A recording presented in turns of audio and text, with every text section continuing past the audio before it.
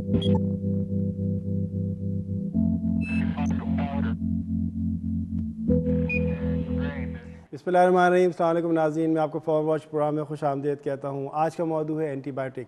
Antibiotic अद्वियात क्या होती हैं, एंटीबायोटिक अद्वियात की इन्फेक्शन को कैसे ख़त्म किया जा सकता है, किस तरीके से एंटीबायोटिक अमल करती हैं। लेकिन ये भी देखा गया है कि एंटीबायोटिक बैक्टीरियल सेल को ख़त्म करती हैं, एंटीबायोटिक जिस्म के सेल से असर नहीं रखती। लेकिन इन सब चीज़ों के बावजूद इनके मुज़र असरात, एलर्जी और मुदाफ़ियत, ये बहुत अहम चीज़ें हैं जो कि नुमाया पेश आती हैं एंटीबायोटिक्स के यूज़ में। अब देखा यह गया है कि एक क्लिनिशियन और एक फार्मासिस्ट इन एंटीबायोटिक को किस तरह से कंट्रोल कर सकता है, उसका कैसे सद्भाव कर सकता है। इन्हीं सारे अवामिल को लेते हुए आज हमने मदऊ किया है अपने दो मेहमान गिरामी को अपने प्रोग्राम में। मेरे सीधे हाथ पे प्रोफेसर डॉक्टर खालिद इकबाल बैठे हुए हैं।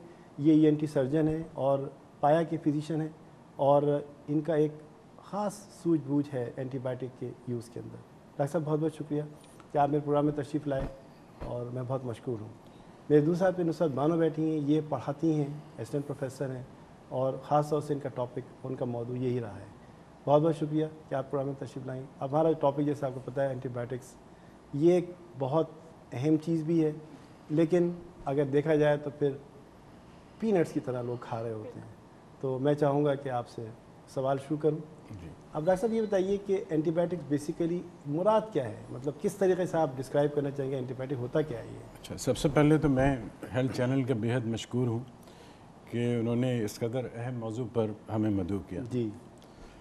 अच्छा, आपका सवाल ये है कि एंटीबायोटिक्स से क्या मुराद है? जी। अच्छा देखिए, ये लफ्ज़ एंटीबायोटिक दो चीज़ों से मिलकर बना है।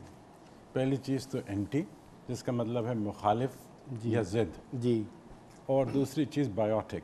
बायोटिक का लफ्ज़ निकला है बायोस से, जिसका मतलब है ज़िंदगी या हयात। तो अगर हम इनको आसान उर्दू में जोड़ें तो ये ऐसी दवाएं बन जाती हैं जो ज़िद हयात होती हैं या जो ज़िंदगी की मुखालिफ होती हैं। अब ये किसकी ज़िंदगी की मुखालिफ होती हैं? ये बहुत सारे जरसूमें जिनको हम बैक्टीरिया कहते हैं जी, उनके लिए हलाकत का बायस होती हैं।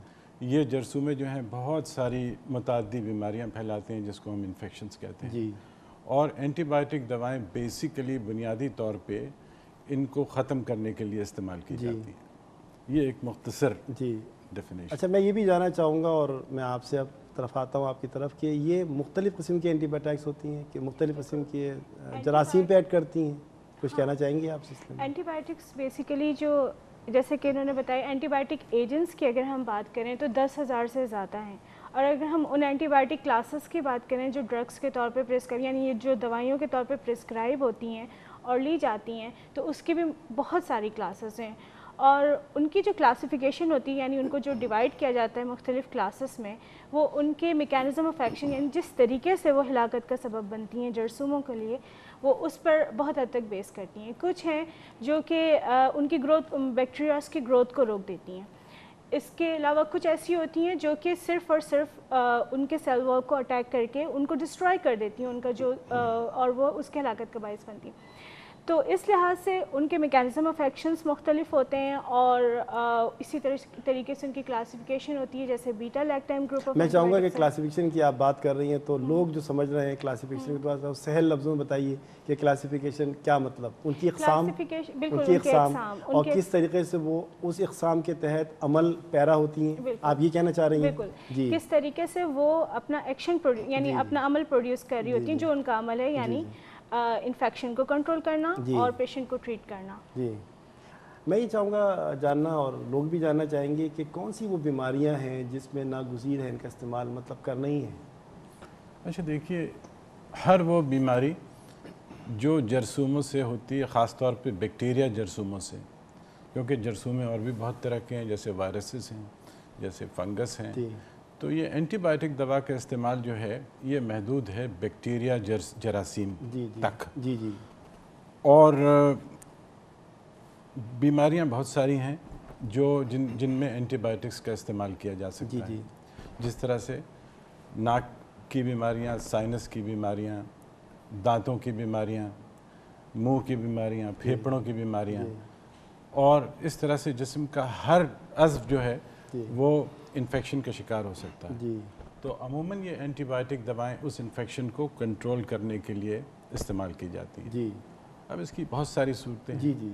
کچھ صورتیں اس طرح کی بھی ہیں کہ جیسے آدمی کو ایک متعدی مرض یا انفیکشن لاحق ہو گیا, اس کی تشخیص ہوئی اور وہ جب ثابت ہو گیا کہ یہ بیکٹیریل انفیکشن ہے تو معالج نے اینٹی بائیوٹک دواؤں کا ایک کورس دے دیا. جی. دوسرے کبھی کبھی ان کا استعمال اس صورت میں ہوتا ہے کہ ایک آدمی کسی آپریشن کے لیے جا رہا ہو اور آپ کو یقین نہیں ہو کہ کن حالات میں اس کی آپریشن ہو رہی ہے. جی. اور جب آپریشن, تو ایک طرح کی اینٹی بائیوٹک وہ ہوتی ہے جو آپریشن کے وقت دی جاتی ہے جس کو پیری آپریٹو اینٹی بائیوٹک کہتے ہیں. ایسا ہم اس طرف آئیں گے آپریشن کی طرف. نہیں, میں ایک آپ کو دو کامن استعمال بتا رہا ہوں.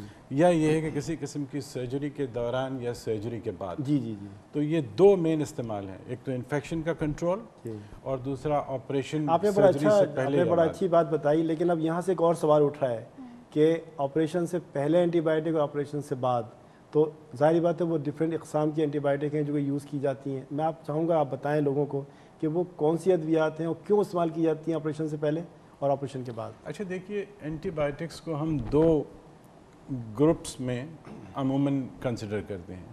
ایک وہ جو وسیع الاثری رکھتی ہیں, جو ایک بڑے پیمانے پر کام کرتی ہیں, بہت سارے جراثیم کے خلاف افیکٹو ہوتی ہیں, مؤثر ہوتی ہیں. ان کو آپ براڈ اسپیکٹرم اینٹی بائیوٹکس کہتے ہیں. اس کے اگینسٹ ایک دوسرا گروپ جو ہے وہ محدود پیمانے پر یا کسی خاص جرثومے پر کام کرنے والی اینٹی بائیوٹک ہیں. ان کو نیرو اسپیکٹرم اینٹی بائیوٹک میں شمار کیا جاتا ہے. اور مختلف امراض میں جو ایک کلینیشین ہوتا ہے یا معالج ہوتا ہے وہ دونوں طرح کی اینٹی بائیوٹکس کا استعمال کرتا ہے. اور وہ مریض کا حالات دیکھ کے, مرض کی شدت کو دیکھ کر ان میں سے اینٹی بائیوٹکس کا انتخاب کرتا ہے. اچھا, دوسرا سوال آپ کا یہ ہے کہ آپریشن میں ان کی کیا ضرورت ہوتی ہے. دیکھیے, جب بھی کوئی آپریشن ہوتا ہے تو اس میں عموماً جسم کے کسی عضو کو نکالا جانا ہوتا ہے اور عموماً اس کے اندر کچھ نہ کچھ ایسے جرثومے یا جراثیم ہوتے ہیں جو آپریشن کے عمل کے دوران جسم میں پھیل جاتے ہیں اور اس کے بہت سارے مضر اثرات ہو سکتے ہیں. اچھا, اس سے بچنے کے لیے ایک اینٹی بائیوٹک تو وہ ہے جو آپ آپریشن سے امیجیٹلی بالکل پیشتر دیتے ہیں تاکہ اس عمل کو کاؤنٹر کیا جا سکے کہ جب وہ ان جراثیم کی پھیلاؤ ہو رہا ہے تو اس وقت ہی ان کو ختم کر دیا جائے تاکہ وہ جسم میں کسی نقصان کا موجب نہ بن سکیں. دوسرا جو ہے, کبھی کبھی کسی انفیکٹڈ ٹیشو پر آپ آپریٹ کر رہے ہیں. آپ کو معلوم ہے کہ جب یہ اپنی جگہ چھوڑے گا, جب اس کو نکالا جائے گا تو اس کے جراثیم جو ہیں وہ جسم میں کافی دور تک سرایت کریں گے. یا آپ کسی ایسے حالات میں آپریشن کر رہے ہیں جہاں پر کنڈیشنز بہت اعلیٰ نہیں ہیں, آپ کو یقین نہیں ہے کہ آپ کے انسٹرومنٹس جو ہیں وہ ان کی اسٹیرلائزیشن اچھی ہے, یا جو سرجیکل ڈریپس یا جو کپڑے سرجری کے دوران استعمال ہو رہے ہیں وہ بہت ہی اعلیٰ معیار کے ہیں. تو اس صورت میں آپ اینٹی بائیوٹک کو آپریشن کے بعد بھی 5 سے 7 دن تک دے سکتے ہیں. آپ کچھ کہنا چاہیں گے؟ ہاں, اس میں ایک اور چیز میں ایڈ کرنا چاہوں گی کہ بعض اوقات یہ ہوتا ہے کہ جو پوسٹ پری آپریٹیو اینٹی بائیوٹکس دی جاتی ہیں, یعنی آپریشن سے پہلے جو اینٹی بائیوٹکس دی جا رہی ہیں, اس میں بہت ساری چیزوں کو مد نظر رکھنا ہوتا ہے. بعض اوقات نارمل فلورا جو ہے, یعنی جو نارملی باڈی میں بیکٹیریاز موجود ہیں اور جو جو انسان کے لیے ضروری بھی ہیں, وہ ریزسٹ کر کے اوور گرو کر جاتے ہیں اور وہ سپر انفیکشنز کی صورت, جن کو اپارچونسٹک سپر انفیکشنز کہتے ہیں. تو یہ ایک بڑا یہ میٹر آف ڈیبیٹ ہے کہ کون سی اینٹی بائیوٹک دی جائے, اور بہت زیادہ براڈ اسپیکٹرم اینٹی بائیوٹکس کا استعمال بھی ریزسٹنس کاز کر رہا ہوتا ہے. ناظرین, سوال یہ اٹھتا ہے کہ ہم بہت کچھ یہ سوچتے ہیں اینٹی بائیوٹک کے معاملے میں کہ اینٹی بائیوٹک گرم ہوتے ہیں, ان کے ساتھ دودھ پینا لازم ہے. آخر یہ کیوں, ہمارے معاشرے میں یہ الفاظ کیوں استعمال ہوتے ہیں؟ ہم ظاہری بات ہے کلینیشین سے پوچھیں گے. ایک چھوٹا سا بریک لیتے ہیں, ہمارے ساتھ رہیے گا.